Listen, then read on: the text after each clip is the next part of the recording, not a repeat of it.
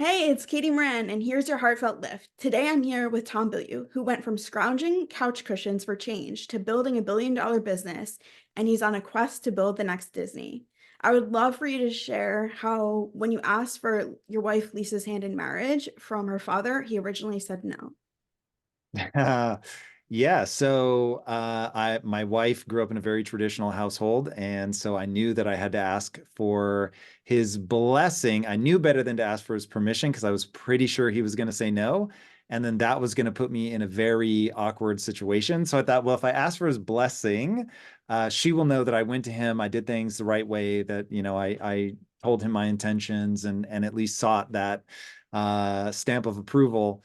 But that if I didn't get it, that I could say, look, he didn't give his blessing, but I'm obviously still moving forward with this. And I felt that was probably going to be a slightly less awkward conversation than I asked for his permission and he said no. So I go, and the irony is when I met Lisa, we were probably 3 months into dating, and she said, I'm going to take you to meet my dad. I've never taken anyone ever to meet my dad. So it's like a very big deal.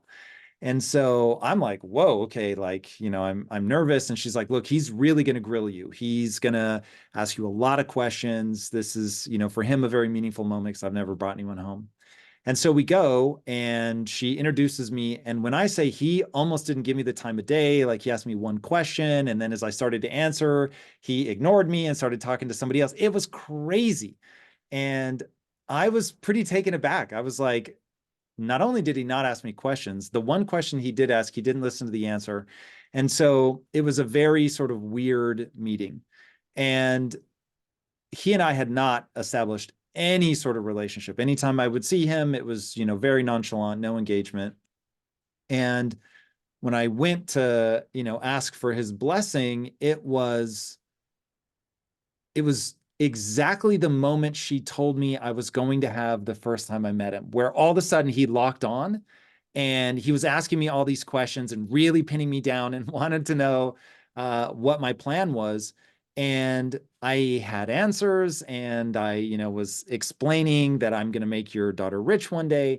Because he said, look, my daughter has become very accustomed to a certain life because he had become very successful. And his story is phenomenal. You want to talk about a rags to riches story? It puts mine to shame. Really extraordinary. But anyway, so he sees me as this young, broke, undereducated kid and is just going to be terrible for his daughter. And I'm not religious. I'm not Greek. And so every box that you could tick for failure, I ticked. And when he said, how do you plan to take care of her? I was bombastic and, look, I'm going to make her rich one day. And look, I was very respectful. I've always been good at reading a room. And so I was presenting myself as authentically and sincerely as I could, but my two big answers were, because he was like, why do you want to marry her and how are you going to take care of her? Those like were the two big pillars. And I said, I want to marry her because I she makes me feel in such a way that I want to go to the rooftops of London and scream to the world that I love her. Now, for him, that's just not interesting. But for me, it was, the poet in me was just thinking, oh, he'll see that and be like, amazing. But for him, he's thinking of the realities of love and marriage and raising a family and what it's going to take. And if I can't take care of her, that's going to be a real problem. So we said, look, my daughter's become used to a certain life that I have been able to provide her. How do you plan to take care of her? And I didn't have a specific answer other than to say, I'm the most ambitious person you've ever met. I'm going to make your daughter rich one day. I'm a filmmaker in training. And so I'm really driven and I'm going to make all this happen. And he did not believe me. And not that he didn't think I was being sincere. I don't think he ever would have said that I was lying, but he didn't think I was capable of it. Now, when people now think, oh, well, he obviously misidentified you, it's not true. At the moment, he was right. And my own mother, when I left for college, quietly assumed I was going to fail. My best friend, when I left for college, said, "Oh, I just assumed you were going to marshmallow your way through life." So the people closest to me, with the exception of Lisa, all assumed I was going to fail, because in that moment, in that snapshot, I really was lazy. I had ambition, but I didn't have drive. So I was laying in bed 4 to 5 hours a day. When I'm giving this speech to my, one day to become father-in-law, I'm laying in bed 4 to 5 hours a day. So there's a real discrepancy between what I'm telling myself and others I'm going to do and what I'm doing. But because of that, telling him that, knowing he doesn't believe in me, because my wife has hitched herself to me, and there ends up being a lot of friction between Lisa and her father in this time, because she's devastated that he doesn't want us to get married. I mean, just devastated, crying. It ends up being a big drama. She's not a crier. So this was like a really tumultuous period in our lives. And I realize, ooh, I'm saying one thing and I'm doing another. And that created a lot of shame in me. And as you and your audience will know well, shame can destroy you, or it can be the catalyst that propels you forward.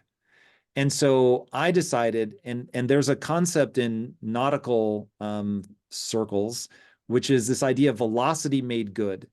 So you can generate shame. That's not going to be difficult. But can you capture the energy that creates in a positive way? And that's making good of the velocity. And so I angled my sails and I said, I'm going to capture this energy because I don't like the way that I feel. But rather than beat myself down, and luckily I had found Taoism. That will derail this whole conversation. But I have this little nugget in my soul of Taoism that I've been obsessed with since I was like 16.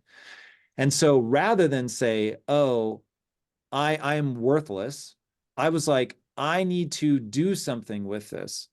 And I didn't yet have the Shakespearean quote that I have now, but I had enough Taoist ideas. But I think Shakespeare really captures this. There's nothing either good or bad, but thinking makes it so. And so I had already been learning about the brain, and I was, deciding that I was going to believe in brain plasticity. And so I was like, okay, what if I could get better? And I just decided I was going to go all in on writing that screenplay. And so instead of laying in bed 4 to 5 hours a day, I set a rule in my life. And I said, no matter what, I'm out of bed in 10 minutes or less. And so I started getting out of bed immediately, and I started going to work on my screenplay immediately. And so I asked my, then fiance for permission to hang up on the wall all these note cards that were scenes. And any writers in the crowd will know this drill very well. And so I cover the wall with these scenes, and every day I'm feeling better about myself, because what I couldn't have explained it to you then, but what I know now is I was moving forward towards the problem. And filmmaking, I end up going on a very weird and strange journey to that, which we can certainly talk about if that's where you want to go. But that first step of I'm now moving towards the problem ends up changing my life.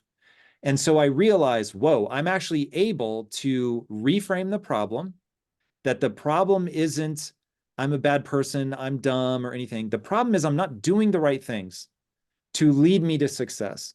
And my wife is now what I would call a witness to my crimes. If when I was alone, if I failed, nobody suffered but me.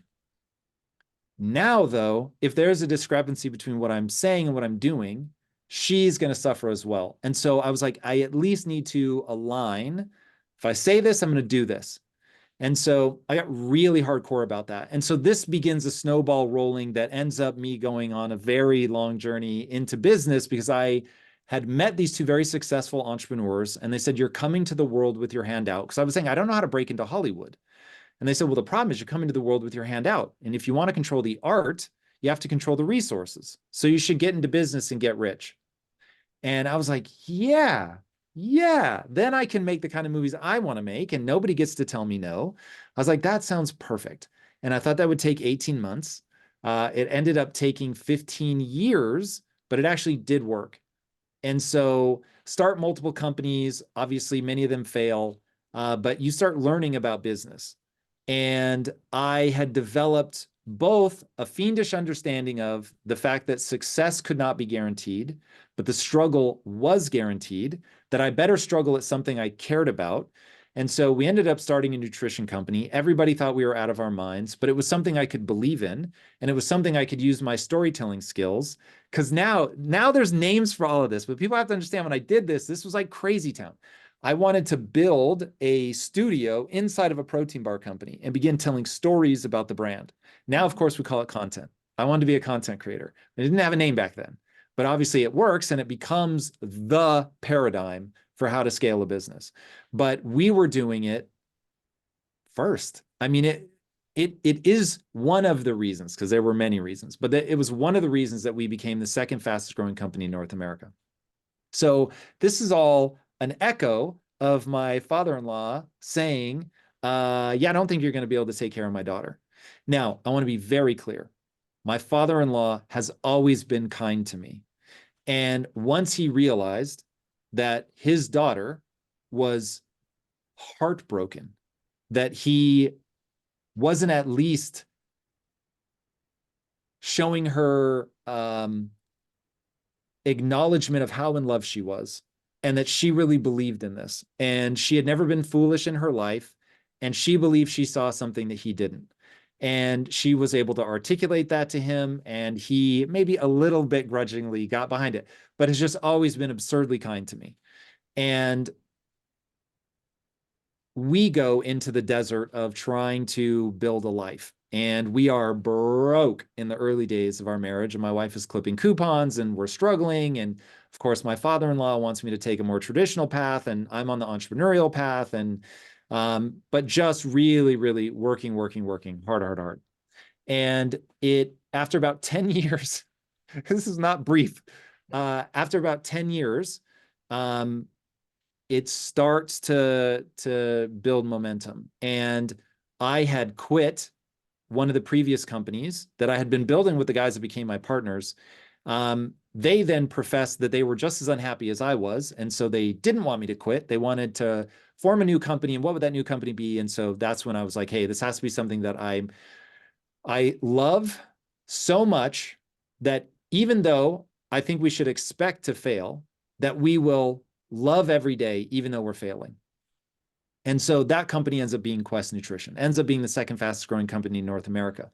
But it was all this echo of all the lessons that I had been learning around the struggle's guaranteed. So you better show up and fight for something that you really believe in.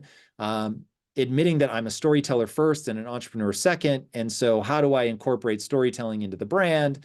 And so all of that just ends up snowballing, and it's this insane rocket ship. And we go from the company doesn't exist to being valued at over $1 billion in 3 years. I mean, it's just absolute madness. And so my father-in-law had never seen any of it.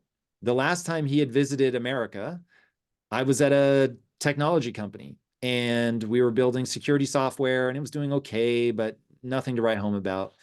And he had heard the stories, but when you have real exponential growth, you're actually doubling month over month in physical manufacturing.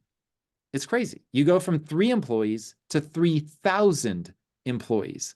You go from 3,000 square feet to 300,000 square feet. I mean, it's just absolutely bananas. And so he'd been hearing all these stories, but he had not seen it up close. And because our lifestyle hadn't really changed, because you're just reinvesting all the money back into the company, but on paper, I'm worth hundreds of millions of dollars. So it was pretty crazy. So for him, he couldn't really contemplate what it was. And he comes to America for the first time in like 7 years. And we walk him around the production floor. And there's roughly 1,000 people on the floor, people coming up to me, Tom, thank you so much for this opportunity and for the job, because we had very unusual hiring practices. And so people would really hit me with a lot of gratitude when I was on the line. And he got to see all of that. And you just have to imagine it's 300,000 square feet. I mean, it's just absolutely massive. People everywhere, just crazy. The bar is coming off the line like a machine gun. And at the end of the tour, he's met all these people. He's seen this just gargantuan facility.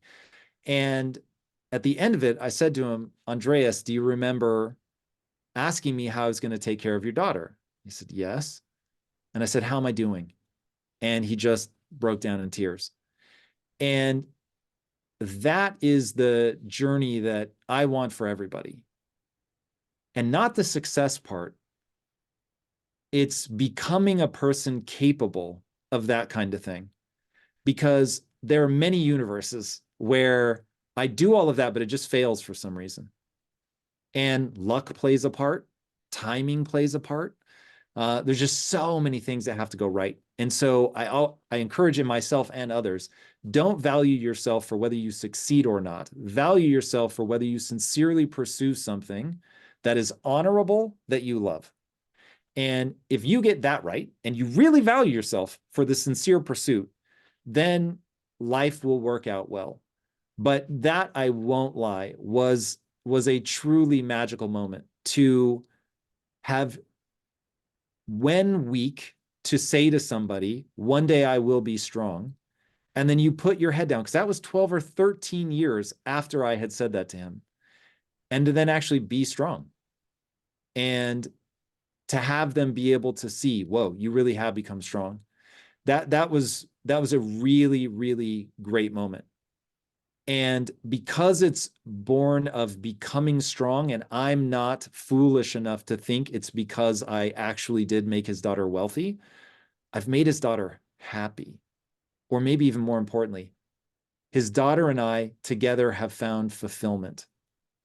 And in that journey, he's got to see the whole thing. He's had a front row seat to watch us grow into capable adults. And to not have somebody believe in you is the greatest gift they can give you, especially if it's sincere and they're still kind. And so I had the ultimate gift, because on days where I was really wiped out, I was just exhausted, I felt broken, I couldn't let him be right. And I also couldn't let him down, because again, he's being very kind to me, and he helped create the thing I love most in the world, which is my wife. And so again, his kindness, and then my gratitude to him for what an incredible human being he helped raise. I didn't want to let him down, but there was a lot in there of, I didn't want him to be right. And so, yeah, we all get a journey that we're going to go on. And some of us are going to have people that cheerlead for us. Other people are going to have people that just outright hate us and want to see us fail. And then hopefully every so often we'll come across somebody that really wants to see us do well. You need a bit from all of them, because there were days where I only thought about the people that hate me and want to see me fail. And that worked. There were times where I thought about not letting my father-in-law down. There were times I thought about not letting my wife down, not letting myself down. And then there were times I thought about not wanting my father-in-law to be right, that I didn't want to be the kid that never made good on his potential. That's so amazing. So for anyone listening, just remember that who you are today doesn't have to be who you are tomorrow, and that your decisions make a difference in the lives of who you are and who you are becoming, as well as all the people you can impact. Thank you for coming on today, Tom. That's my pleasure.